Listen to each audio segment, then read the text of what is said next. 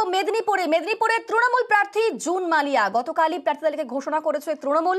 আর মেদিনীপুরের প্রার্থী হচ্ছেন জুন মালিয়া, তৃণমূলের প্রার্থী হচ্ছেন তিনি। তার নামেই শুরু হয়ে গেল দেওয়াল লিখন, অর্থাৎ গতকালকে থেকেই যে ভোটের প্রচার একবারে শুরু করে দিয়েছে তৃণমূল। আজকে মেদিনীপুরে জুন মালিয়ার নামে দেওয়াল লিখন শুরু হয়ে গেল, সেই ছবি আপনারা দেখছেন। মেদিনীপুরে তৃণমূল প্রার্থী জুন মালিয়া, তার নামে দেওয়াল লিখন শুরু হয়ে গেল।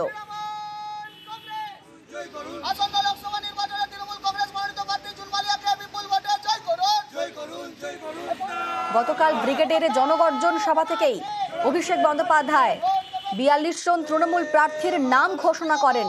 মেদিনীপুরে তৃণমূল প্রার্থী জুন মালিয়া, তার নামে দেওয়াল লিখন। আমাদের সঙ্গে রয়েছেন প্রতিনিধি শোভন।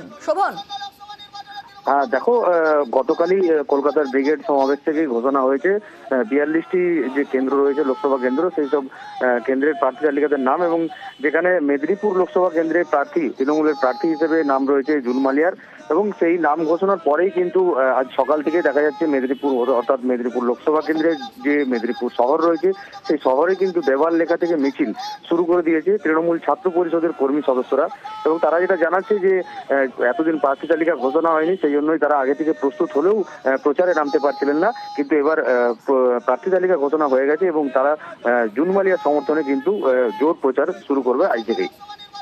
বেশ, সেই ছবি আমরা দেখতে পাচ্ছি, জুন মালিয়ার নামে দেওয়াল লিখন শুরু কর্মী সমর্থকদের।